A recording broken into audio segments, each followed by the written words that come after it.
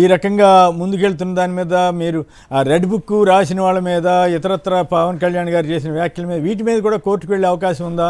దీన్ని ఎట్లా ఎదుర్కొంటారు? నిన్న జరిగిన టూర్ రెస్పాన్స్ ఎట్లా ఉంది? కేసీఆర్ గారు, మీకు తర్వాత పెద్దలు డిబేట్లో ఉన్నటువంటి రాజకీయ విశ్లేషకులు, సాక్షి ప్రేక్షకులందరూ కూడా గుడ్ మార్నింగ్ అండి. ఇది సార్ చెప్పినట్టుగా 25 కోట్ల మంది ప్రపంచవ్యాప్తంగా వీక్షించినటువంటి ఒక దురదృష్టకరమైన సంఘటన ఆంధ్రప్రదేశ్లో నిన్న జరిగింది. 45 రోజులే ప్రభుత్వం వచ్చి, అంటే దాదాపు 36 హత్యలు ఆవరేజ్ని వేసుకుంటే, ఒక 9 లెస్ దెన్ 9 తీసేసుకుంటే ఆవరేజ్న రోజుకొకటి జరుగుతూ ఉంది. ఇలాంటి హత్యలన్నీ కూడా ఆత్మహత్యలు అయితే ఒక 35 దాకా జరిగిపోయాయి. అంటే వీటన్నింటినీ మనం సీరియల్లో లెక్కేసుకొని తర్వాత మనం ఏం చేయాలనే దానికి కూడా ఇది లేదు.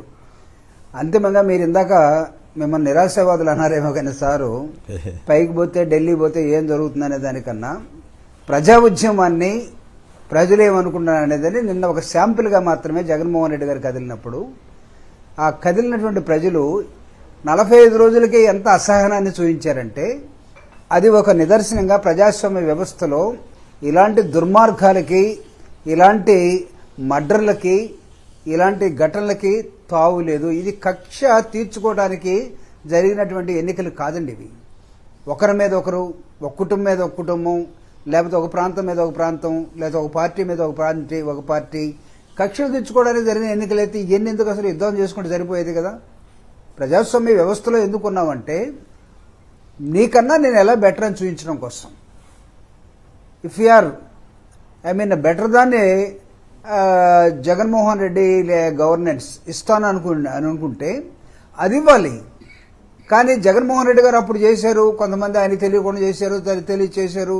కాబట్టి దాని మీద మీరంతా ప్రచారం నడిపి వచ్చినటువంటి వాళ్ళు అంతకన్నా ఎక్కువ చేయడం కోసం అయితే ఈ దేశం ప్రజాస్వామిక దేశం కాదు. అది ఎప్పుడు తాలిబాన్ లాగానో లేకపోతే ఇంకొక, నేను వేరే ఎగ్జాంపుల్ చెప్పాల్సిన అవసరం లేదు, కానీ రకరకాలుగా తయారైపోయింది అది. బట్ అన్ఫార్చునేట్లీ జరిగినటువంటి సంఘటనలన్నింటినీ కూడా, అన్ఫార్చునేట్ అనొచ్చో లేదో నాకు తెలియదు, కేసీఆర్ గారు మీరు దీన్ని సవరించాలి. ఫార్చునేట్లీ ఇందాక ఒక రెడ్ బుక్ అన్నారు కాబట్టి, ఈ రెడ్ బుక్లు లేకపోతే ఎల్లో వేషాలు ఇవన్నీ ఈ రాష్ట్రాన్ని మీరు డెవలప్మెంట్ అని అంటున్నారు కదా, దాన్ని తీసుకురావడానికి ఏమన్నా ఉపయోగపడతాయా? నంబర్ 1, ఎలా వస్తారనుకుంటున్నారు మీరు మీ ముఖాలు చూస్తే పెట్టుబడిదారులందరూ కూడా వచ్చేస్తారు, సెంట్రల్ గవర్నమెంట్ నిధులు వచ్చేస్తాయి, మోడీ వస్తాడు, లేకపోతే అమిత్ షా వస్తాడు, లేకపోతే రిలయన్స్ వస్తారు, ఇవన్నీ ఇలాంటి హత్యలు ఇవన్నీ చూసిన తర్వాత వస్తారని మీరు భావిస్తున్నారా? నిజంగా చెప్పండి నాకు, అసలు మీకు రాష్ట్రాన్ని అభివృద్ధి చేయాలన్నటువంటి ఒక ఆలోచన ఉందా? జగన్మోహన్ రెడ్డి గారు ప్రజల్లోకి, అంటే అనుకోని ఘటన జరిగినప్పుడు ఆ కుటుంబానికి ఒక భరోసా ఇవ్వటం కోసం, నాకు తెలిసి పాపం జగన్మోహన్ రెడ్డి గారు ఏ గడిలో రాజకీయాల్లోకి వచ్చాడో కానీ ప్రతిదీ ఒక ఓదార్పు యాత్రలాగానే సరిపోతూ ఉంది.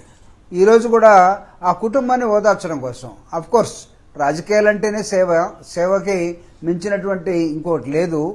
ఆ కార్యక్రమంలో తను పోతున్నటువంటి విధానంలో ప్రజలు చూపిస్తున్నటువంటి ఆదరణ, ఇంతకుముందు మీరంతా పోగేసుకొని జగన్కు వ్యతిరేకంగా అటు ఎన్డీఏ పేరుతోటి వచ్చినటువంటి బీజేపీ కానీ, లేకపోతే జనసేన కానీ, తెలుగుదేశం కానీ, మీరు అనేక విధాలుగా పోగేసుకున్న జనం ఒకటి, వెంటనే జగన్మోహన్ రెడ్డి గారు వస్తున్నారని దారి పొడుగునా జగన్మోహన్ రెడ్డి గారిని కలవటం కోసం ఇక్కడ తాడేపల్లి నుంచి వినుకొండ దాకా ఎన్ని గంటలు పట్టిందో మీ అందరూ చూశారు. అది కూడా బోర్న వర్షంలో మీరు ఆపినటువంటి 144 సెక్షన్ పెట్టిన తర్వాత. రిమెంబర్ వన్ థింగ్, అక్కడ వినుకొండలో 144 సెక్షన్ ఉంది. అక్కడ ఈ 144 సెక్షన్లో వస్తుందా? ఈ 144 సెక్షన్లో నలుగురు కన్నా ఎక్కువ, ఇద్దరు కన్నా ఎక్కువ ఉండకూడదు సార్. కరెంట్ పోయింది, ఉండకూడదు. సో అయినప్పటికీ కూడా అన్ని వేల మంది జనం గుమికూడారంటే జనంలో ఉన్నటువంటి ఆలోచన విధానం ఏంటి అని చూడండి. ఇప్పుడు వైఎస్ఆర్ కాంగ్రెస్ పార్టీ జగన్మోహన్ రెడ్డి గారి మీద ఉన్నటువంటి నమ్మకం ఏంటి చూడండి. ఇదేంటండి, నాకు తెలిసి ఇంకా ప్రజా ఉద్యమాలు ఇంకొక 2-3 నెలలు ఆగితే మీకు ప్రత్యక్షం కనబడతాయి. ఇచ్చినటువంటి మీ మేనిఫెస్టో ఒక్క ఇంచు కూడా కదిలే అవకాశం లేదు. నేను చెప్తున్నాను, I'm not economist, after all I'm N engineer, but seeing the social movement in the state or entire society, మీరు ఇచ్చినటువంటి ఏది కూడా నెరవేర్చలేని ఘటనలోకి మీరు వెళ్ళబోతా ఉన్నారు. అప్పుడు వచ్చే ప్రజా ఉద్యమం అది ఒక ఉప్పిన అవుతుంది, అది ఒక సునామీ అవుతుంది. ఖచ్చితంగా ఆ సునామీకి మీరు నిలబడగలరా? ఈరోజు మనం ఢిల్లీ వెళ్ళి ఒక రిప్రజెంటేషన్ ప్రజాస్వామ్యబద్ధంగా జగన్మోహన్ రెడ్డి గారు ఈ దేశానికి మొత్తం తెలియాలి, పార్లమెంట్ జరుగుతుంది, ఇందాక సార్ చెప్పినట్టుగా మన రాజ్యసభలో మనకు ఎక్కువ మెజారిటీ కాబట్టి వీ కెన్ స్టాల్ రాజ్యసభ అని అనుకోవచ్చేమో, కానీ రాబోయే కాలంలో ఇంతకన్నా ఎక్కువగా సెంట్రల్ గవర్నమెంటే ఈ రాష్ట్రానికి ఏమైంది అన్నట్టుగా వాళ్లే వచ్చి ఖచ్చితంగా వాళ్ళు చేరిన కూటమి నుంచి వాళ్ళు బయటకు వచ్చేటువంటి అవకాశాలు కూడా కనబడుతూ ఉన్నాయి. నాకు సార్ చెప్పినట్టుగా నాకు కూడా డౌటే, ఎందుకంటే భాగస్వాములైనటువంటి అమిత్ షా, భాగస్వాములైనటువంటి నరేంద్ర మోడీ గారు చంద్రబాబు నాయుడు మాట కాదని, అదేవిధంగా పవన్ కళ్యాణ్ గారి మాట కాదని జగన్మోహన్ రెడ్డి గారిని ఈ హత్యలు జరిగినంత మాత్రాన వాళ్ళకేమైనా హత్యలు ఏమైనా కొత్త అండి? వాళ్ళకేం హత్యలేం కొత్త కాదు, లేకపోతే ప్రజల నిరసన వాళ్ళకేం కొత్త కాదు. ఇలాంటివి చాలా చూసారు వాళ్ళు. దానికి ఒక్కదానికి అసలు వాళ్ళు చెల్లించిపోతారనుకుంటే పొరపాటు. డెమోక్రసీ అక్కడ ఉందనుకుని నేనైతే నమ్మట్లేదు. ఒకవేళ నిజంగా డెమోక్రటిక్ వాల్యూస్ లో వాళ్ళు ఉన్నట్లయితే జగన్మోహన్ రెడ్డి గారిని ఆంధ్రప్రదేశ్ లో వదుకునేవాళ్ళు కాదు. ఏ తప్పు చేశాడని 2,70,000 కోట్ల రూపాయలు అంటే ఇక్కడ మీరు ఆ పాయింట్ రేజ్ చేశారు కాబట్టి ఒక ఇంట్రెస్టింగ్ విషయం చెప్పాలి. తెలుగుదేశం ఏర్పడి అధికారంలోకి వచ్చిన ప్రతిసారి కూడా ఇలాంటి గొడవలు జరుగుతున్నాయి. ఉదాహరణకి 1983లో కొత్తగా అధికారంలోకి వచ్చింది. అప్పుడు నగరి దగ్గర, పుత్తూరు దగ్గర పదిరికుప్పం అనే చోట దళితుల్ని సజీవ దహనం చేసిన ఘటన ఆ రోజుల్లో పెద్ద సంచలనమైంది.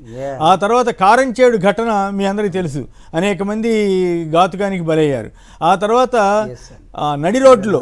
నడి రోడ్డులో దీక్ష చేస్తున్న వంగవీటి మోహన్ రంగారావు గారిని ఎమ్మెల్యే అయినప్పటికీ కూడా ఆయన్ని టీడీపీ వాళ్ళు వెళ్ళి బహిరంగంగా చంపేశారు. అంటే ఈ రకంగా రోడ్డు మీద చంపటం అనేది వీళ్ళకి అలవాటైన ఫ్యాక్టర్గా చూడాలా మనం? అంటే వాళ్ళు ఆ విధంగా ఉసిగొలుపుతున్నటువంటి అంశాలు మీరు హిస్టారికల్గా తీశారు కాబట్టి వాళ్ళు రోడ్డునే ఎంచుకున్నారేమో. భయభ్రాంతుల్ని సమాజం చేయాలంటే వాళ్ళు నడి రోడ్డు మీదే రహస్యంగానో లేకపోతే దొంగచాటుగానో బాంబులు వేసినట్టుగా కాకుండా నడి రోడ్డు మీదే చేయదలుచుకున్నారేమో. ఇది ప్రజలు కూడా ఇట్స్ రియల్లీ గ్రేట్ ఇదండి, హిస్టారికల్ ఈవెంట్ని మీరు పట్టుకొని చూపించారు. అంటే ఇంత భయంకరంగా నడి రోడ్డు మీదే పార్టీ పుట్టినప్పటి నుంచి వాళ్ళు 82, 83 నుంచి చేస్తూ పోతున్నారంటే ప్రజలు ఎందుకు ఆలోచించలేకపోతున్నారో మనం ఇక్కడ అర్థం చేసుకోవచ్చు. అంటే ఎడ్యుకేట్ ద పీపుల్. సో మనం కొమ్మినేని గారు, మనం కూడా ఆల్టర్నేటివ్ పొలిటికల్ పార్టీ అధికారంలోకి వచ్చిన తర్వాత జస్ట్ లైక్ దట్ గవర్నెన్స్ కాదండి, ఈ ఎడ్యుకేట్ ద పీపుల్. అంటే ఎడ్యుకేట్ అంటే డిగ్రీలు ఇప్పించడం, ఇంటర్మీడియట్ చేయించడం ఈ కాదు. కల్చరల్గా ప్రభుత్వం, ప్రజాస్వామ్యం, నాయకత్వం, నూతన ప్రభుత్వం ఏ పంథాలో పోతుంది ఇది ప్రజలకు చెప్పకుండా ఆ నలుగురు లేకపోతే ఆ గుంపో అంతవరకే చేసుకుని వెళ్ళిపోతుంది. మీ లీగల్ టీం ఇప్పుడైనా స్ట్రాంగ్ అయిందా? మీ లీగల్ టీం మీద చాలా విమర్శలు ఉన్నాయి, సరిగా చేయలేకపోతున్నారు, గవర్నమెంట్లో ఉన్నప్పుడే సరిగా చేయలేకపోయారు అనేది మీ మీద ఉన్నటువంటి విమర్శ. ఇప్పుడైనా స్ట్రెంగ్తన్ చేసుకున్నారా? Legal team sir F W Taylor scientific management theory అని ఒకటి పెడతాడండి పబ్లిక్ అడ్మినిస్ట్రేషన్లో, లేకపోతే మీరు పొలిటికల్ సైన్స్ చూసినట్లయితే. Though I'm a mechanical engineer, political సైన్స్లో పబ్లిక్ అడ్మినిస్ట్రేషన్లో F W Taylor scientific management theory పెడతాడు. దానిలో ఏమంటాడంటే right person in the right place. ఇది కదా అడ్మినిస్ట్రేషన్. మీరు క్వశ్చన్ చేశారు ఇప్పుడు లీగల్ టీం ఇప్పటికైనా ఇంప్రూవ్ అయిందంటే. ఒక పారాగ్రాఫ్ రాయనాడు చేతకానాడు వచ్చేసి మనకి జీపీ అయితేమే ఇంకోటి అయితేమే ఆర్గ్యుమెంట్ చేయలేనటువంటి వాళ్ళు లాయర్గా ఉంటే ఏమవుతుంది? అంటే మనోళ్ళని కాదు నేను చెప్పేది, ఇక్కడ ఈ లీగల్ టీం అని కాదు, ఏదైనా సరే సమాజానికి లీగల్ టీం ఎందుకండి? అసలు కార్యకర్తలే ఒక్కొక్కడు ఒక లీగల్గా అద్భుతంగా పనిచేసేవాడు ఉన్నాడు, కార్యకర్తే కామన్ సెన్స్ తోటి. టూర్ కార్యకర్తల్లో స్పిరిట్ పెంచిందా అసలు?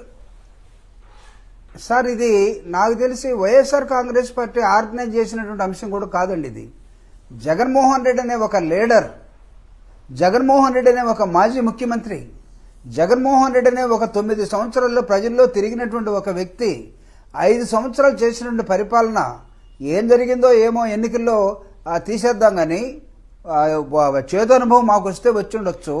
కానీ అలాంటి లీడర్ మళ్ళా ఒక ఇన్సిడెంట్ జరిగినప్పుడు ఏ విధంగా స్పందిస్తున్నాడు అని చూసి ఆ ఇన్సిడెంట్ ఖండించాల్సిన అంశం కాబట్టి Right. ఆ ఖండించడం కోసం జగన్మోహన్ రెడ్డి గారికి అండగా నిలబడటం కోసం రోడ్డు మీదకి వచ్చినటువంటి అంశాలండి. ప్రతి ఒక్కడు మైక్ పెట్టుకొని మీతోటి నేను మాట్లాడేటట్టుగా అందరికి అవకాశం దొరకపోవచ్చు కేసీఆర్ గారు. అవును. కానీ వాళ్ళందరూ రోడ్డు మీదకి వచ్చిన వాళ్ళు జగన్మోహన్ రెడ్డి అనే నాయకుడు బయటకు వచ్చాడు కాబట్టి ఒక ఊరట, అవును, ఇదిగో ఇలాంటి ఏమైనా జరిగితే ఒక రాజకీయ పార్టీ ఒక నాయకుడు నిలబడుతుంది అనేటువంటి- ఇక్కడి నుంచే కాదు అవును. ఢిల్లీలో కూడా అంశాన్ని తీసుకెళ్తాడు గల్లీ నుంచి అవును, అనే ధైర్యం ప్రజలు చూసుకున్నారు. రైట్. కేఎస్ ఆ ప్రకాష్ గారు- ధైర్యమే నాకు తెలిసి ఆ జనం కదిలినటువంటి విధానం.